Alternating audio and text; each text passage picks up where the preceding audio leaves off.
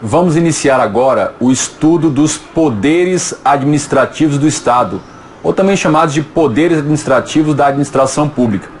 Então agora a gente vai começar a estudar as prerrogativas administrativas que decorrem lá do princípio da supremacia, especificamente no tocante ao exercício da função administrativa do Estado. Comigo na tela, a gente vai começar então aí com os poderes administrativos e aí primeiro a gente começa com o conceito. O que se deve entender sobre poderes administrativos do Estado? São as prerrogativas. Prerrogativas o quê? Administrativas. Prerrogativas administrativas conferidas por lei a quem? À administração. Essas prerrogativas conferidas por lei à administração têm qual finalidade? A finalidade de fazer valer o interesse coletivo sobre o interesse individual. Então são justamente os poderes administrativos, que vão conferir à administração os meios necessários para sobrepor o interesse coletivo sobre os interesses particulares ou individuais. Muito bem. E aí, os poderes administrativos, eles devem ser observados dentro de um paradigma.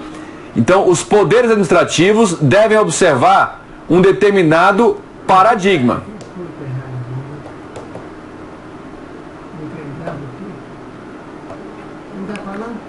Tá aí, olha. Os poderes administrativos devem observar o seguinte paradigma, seguinte premissa de raciocínio.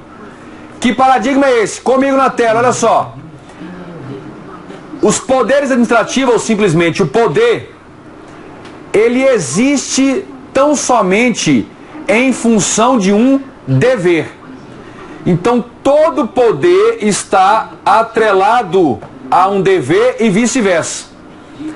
Para cada dever, para cada finalidade a ser cumprida pela função pública, pela administração pública, por seus agentes, é conferido ao agente um determinado poder administrativo, um ou mais. De maneira que esses poderes só existem e somente podem ser exercidos nos exatos limites de cumprir um dever.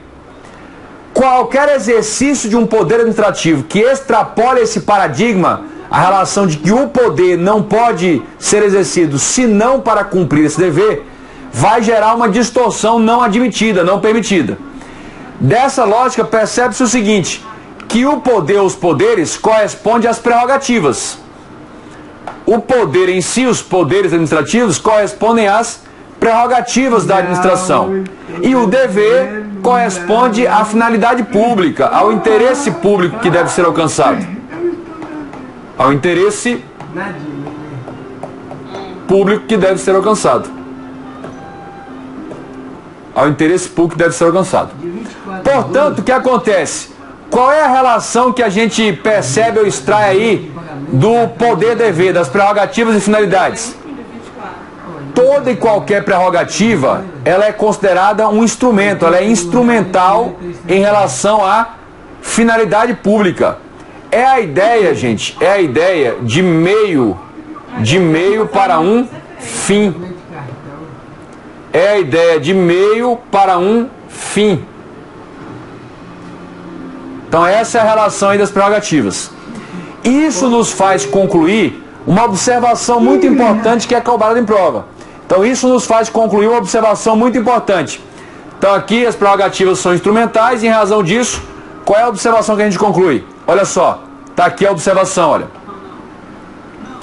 Os poderes administrativos não possuem fins em si mesmos. Os poderes são sempre limitados ou condicionados à realização de um fim público. Então, os poderes administrativos conferidos aos agentes, autoridades, eles não podem ser exercidos aleatoriamente. Só é legítimo o exercício de um poder se for nos exatos limites de cumprir uma finalidade pública, um interesse público. Então, está aí a lógica. Muito bem. Esse paradigma nos permite analisar duas coisas: como deve ser o uso do poder e o que é o abuso do poder. Então vamos lá para o uso do poder. Vamos analisar agora o uso do poder, dos poderes administrativos. O que é que nós devemos lembrar aí, sempre com base no paradigma que acabamos de ver? Os poderes administrativos somente podem ser exercidos nos exatos limites e finalidades previstos em lei. Não pode extrapolar os limites legais do poder e não pode desviar a finalidade para a qual existe esse poder administrativo. Muito bem. Essa lógica do uso do poder nos permite perceber o seguinte: que existem deveres administrativos que são decorrentes dos poderes administrativos. Existem deveres que são decorrentes aí dos poderes administrativos. É importante, porque cobra muito, aparece muito em prova, quais são os deveres inerentes ou decorrentes aí dos poderes administrativos. É importante saber o seguinte, que todo aquele investido em uma função do Estado, cargo, função, tem poderes administrativos. Em maior ou menor grau, todo aquele que está investido em uma função do Estado tem poderes para exercê-la, né? E esses poderes, ou esse poder, confere os seguintes deveres. Todo aquele que estiver investido numa função do Estado, em maior ou menor grau, terá poderes administrativos para agir. Mas esses poderes acabam tendo o efeito de lhes impor certos deveres que devem ser observados. Que deveres são esses? Primeiro deles, dever de agir. Significa que todo agente que estiver investido numa função do Estado, todos os agentes públicos estão obrigados a atuar. Eles estão obrigados a atuar sempre que estiverem presentes os motivos legais para tanto. Então, sempre que for detectado um motivo, a justificativa para a prática de um ato, para uma conduta, para uma ação do agente público, ele deve agir. Ele não pode se recusar a agir, porque o poder que ele recebe não é aleatório, não é um poder para agir como bem entender, é para agir quando necessário, quando o interesse público assim o exigir. Então está lá o primeiro dever, dever de agir. Segundo dever, o dever de eficiência. Todo aquele investido numa função do Estado tem o dever de eficiência. Significa que, além de agir, não basta agir. Os agentes estão obrigados a buscar os meios mais adequados à melhor realização dos fins públicos. Não basta agir, não pode agir de qualquer maneira. Tem que agir de forma eficiente, com perfeição, com rendimento, com rapidez, com presteza e agilidade. Não basta agir, tem de agir de forma eficiente. É o segundo dever. Nosso terceiro dever, todo aquele que está investido numa função do Estado tem o dever de probidade, que significa o quê? Além de cumprir a lei, ou seja, não basta cumprir a lei.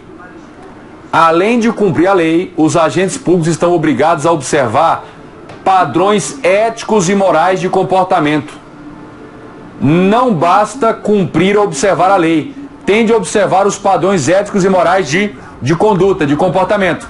Tá aí. Dever de prestar contas. Dever de prestar contas. O que significa?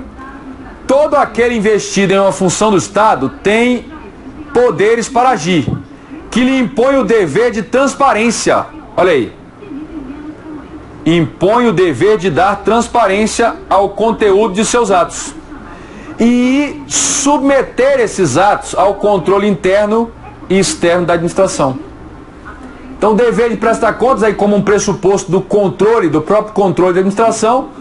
Sempre quem tem uma função tem o dever de agir, mas tem o dever também de prestar conta, de dar transparência ao conteúdo de seus atos, de submetê-los ao controle interno ou externo da administração. Então, quais são os 4 deveres decorrentes dos poderes? dever de agir, dever de eficiência, dever de probidade e dever de prestar contas. Todo aquele investido numa função do Estado terá esses 4 deveres. É importante você memorizar, você gravar aí quais são esses deveres. Muito bem. Agora, na tela, a gente vai analisar o abuso de poder. O que é o abuso de poder? Nada mais é do que você exercer um poder descumprindo aquele paradigma que nós vimos no início. Descumprindo o paradigma. Então, o que acontece? Abuso de poder é qualquer exercício de um poder administrativo que não seja nos exatos limites e finalidades previstas em lei. Se um agente público qualquer exerce um dos poderes administrativos que lhe foram atribuídos e exerce esse poder extrapolando os limites do poder que tem, ou exerce o poder no limite, mas busca uma finalidade diferente da interesse público, ou além, ou aquém, ou diversa, isso é um abuso de poder. E aí a gente pode compreender o seguinte, que o abuso de poder é o fenômeno que ocorre sempre que um agente ou autoridade pública pratica um ato extrapolando, sempre que praticar um ato, extrapolando os limites das suas atribuições ou competências, ou então ele se desvia da finalidade de interesse público prevista em lei para o ato, para a prática daquele ato. Isso é uma outra forma aí de conceituar o abuso de poder. Bom, o que a gente precisa saber? Que a figura do abuso de poder, está aqui, olha, o abuso de poder, tradicionalmente, o abuso de poder se manifesta, se concretiza de 2 maneiras. Tradicionalmente, há 2 maneiras de se implementar, de ocorrer o abuso de poder. Primeira é o excesso de poder. Primeira espécie ou hipótese de abuso de poder é o excesso de poder. E o que é isso? Ocorre quando o agente ou autoridade, o excesso ocorre quando o agente ou autoridade competente pratica o ato exorbitando ou extrapolando os limites, que a lei lhe conferiu. Olha a situação concreta aí. Lá na Lei 8.112, está expressamente dito que a suspensão, a penalidade de suspensão ao servidor pode ser de até 90 dias. A penalidade de suspensão ao servidor pode ser de até 90 dias. Agora, a autoridade competente para aplicar uma suspensão de até 30 dias, até 30, é a chefia imediata do servidor. Acima de 30, vai ser uma autoridade hierarquicamente bem acima.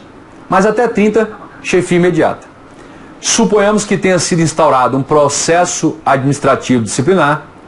Ao final desse processo, restou comprovado que aquele servidor cometeu uma infração disciplinar sujeita à advertência. O servidor cometeu a infração disciplinar sujeita à advertência, à suspensão. E aí, a autoridade competente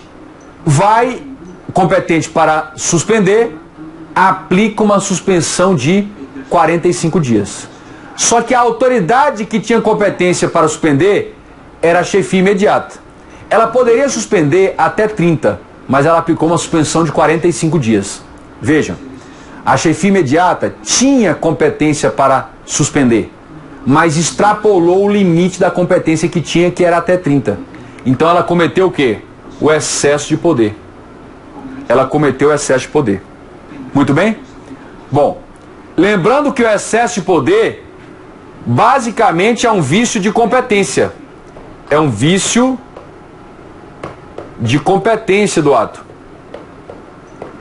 Vício de competência. A autoridade incompetente para praticar o ato. Agora, a outra forma tradicional de abuso de poder é o desvio de finalidade. Sendo que é sinônimo de desvio de finalidade, o desvio de poder. O que é o desvio de finalidade ou desvio de poder? Comigo. Ocorre quando a autoridade competente atua nos exatos limites do poder que tem. Não passa do 1 milímetro do poder. Mas busca alcançar uma finalidade diversa do interesse público. A autoridade competente não exorbitou o limite do seu poder. Atuou nos exatos limites. Mas desejou atingir algo além, aquém ou diverso, diferente do interesse público. Aí você tem o desvio de quê? O desvio de finalidade. Você tem o desvio de finalidade. Toma nota de uma coisa. Na prova, 90% das vezes ou mais, quando ele cobra desvio de finalidade, ele cobra 2 exemplos. Então, quais são os 2 exemplos de desvio de finalidade? Primeiro exemplo, a carteirada. Um servidor da carreira policial, no seu dia de folga, dá uma carteirada numa casa noturna, num estabelecimento, para assistir a um show de pagode, por exemplo. Isso é desvio de finalidade. Segundo exemplo, é quando a autoridade competente determina a remoção. A autoridade competente determina a remoção de ofício de um servidor com o intuito de punir, de retaliar ou por desavença. Nessa hipótese, você terá o quê? O desvio de finalidade. Então são as 2 hipóteses aí de 2 exemplos de desvio de finalidade. Bom, agora, além dessas 2 formas tradicionais, excesso de poder, desvio de finalidade, além dessas 2 formas tradicionais, a gente vai ver também o seguinte, olha a OBS 1. A omissão também pode caracterizar abuso de poder. Só que a omissão só vai ser abuso de poder naquelas hipóteses em que a autoridade competente, a autoridade ou agente, tinha o dever de agir, tinha condições para fazê-lo e não fez. Se a autoridade tinha o dever de agir, tinha condições para fazê-lo, mas não o fez, aí isso é uma omissão que configura abuso de poder. Então, tecnicamente, o abuso de poder pode ocorrer. Abuso de poder é o gênero.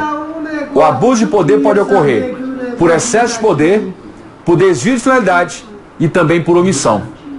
Essa omissão aqui, ó, que tinha o dever de agir, condições para fazer, mas não fez. São as 3 formas aí de abuso de poder. Uma outra observação importante é o seguinte: a usurpação de função pública não configura hipótese de abuso de poder. Até pode ser crime, mas não configura hipótese de abuso de quê? De poder. Olha o exemplo concreto. Alguns bandidos, trajando uma roupa indumentária similar à da Polícia Federal, se dirigem a um condomínio de alto luxo em São Paulo. Aí eles chegam para o porteiro, segurança, da empresa de segurança armados, chega o porteiro, apresenta um papel lá, simulando lá um mandado de busca e apreensão.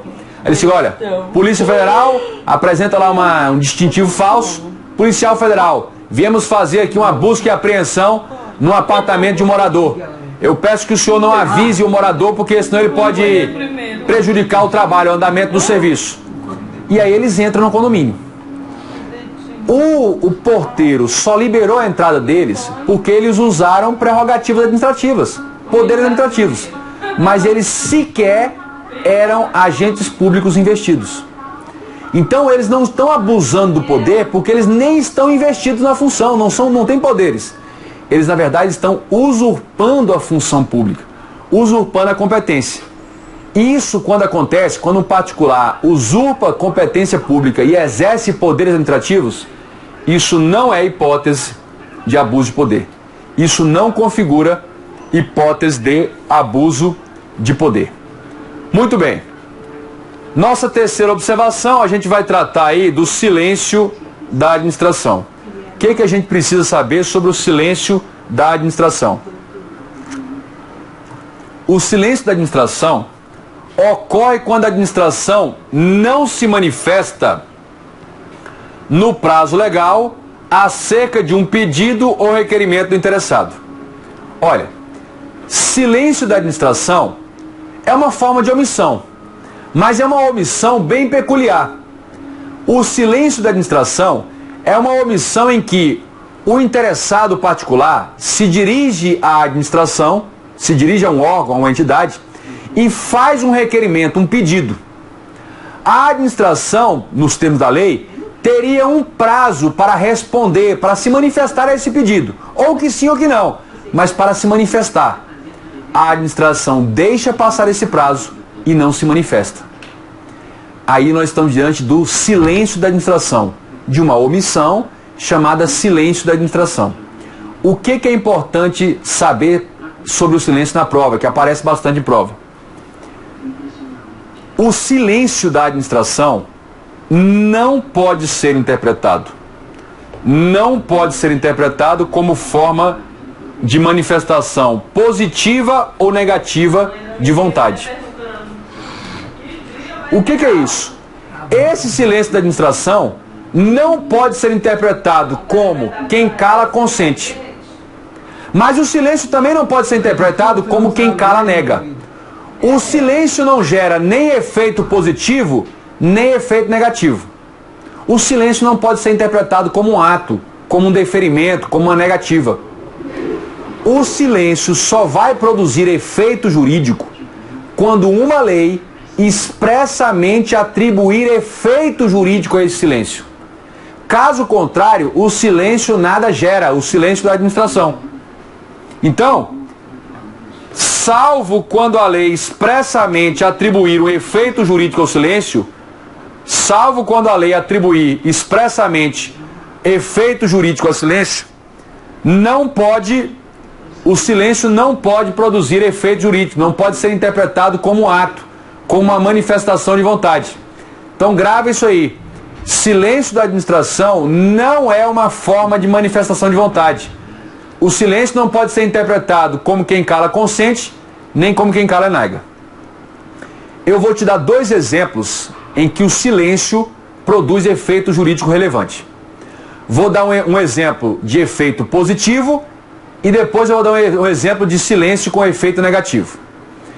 Silêncio com efeito positivo. Concluída a votação, a aprovação de um projeto de lei no Congresso, ele é enviado ao presidente da República para sanção ou veto. O presidente tem um prazo de 15 dias úteis para sancionar ou vetar.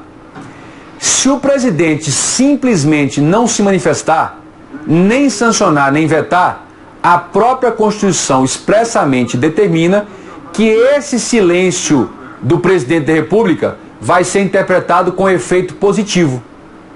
Esse silêncio do presidente da República vai ser interpretado como uma sanção tácita. É como se ele tivesse sancionado o projeto de lei. Então, esse é um exemplo. O outro exemplo é de silêncio com efeito negativo. O presidente da República edita uma medida provisória. Ela entra no mundo jurídico com efeito de lei.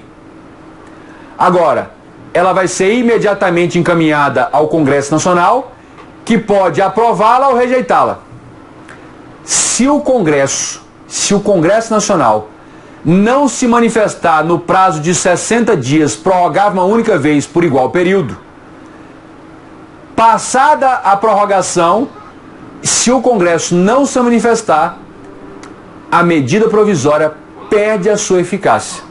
Então o silêncio do Congresso, nesse caso, tem um efeito negativo, perde a eficácia a medida provisória. Então nós temos duas situações em que o silêncio aí do poder público gera efeitos. Mas a regra é, o silêncio não pode ser interpretado como manifestação nem positiva, nem negativa. Salvo quando a lei expressamente atribuir o efeito jurídico ao silêncio. Salvo quando a lei expressamente atribuir efeito jurídico ao silêncio. Muito bem. O que nós vamos tratar agora? Próximo tópico, próximo assunto aí, são as espécies de poderes administrativos. Só que as espécies de poderes administrativos será objeto de estudo no nosso próximo bloco. eu aguardo você para a gente continuar analisando os poderes administrativos e aí começaremos a tratar das espécies de poderes administrativos do Estado. Não saia daí!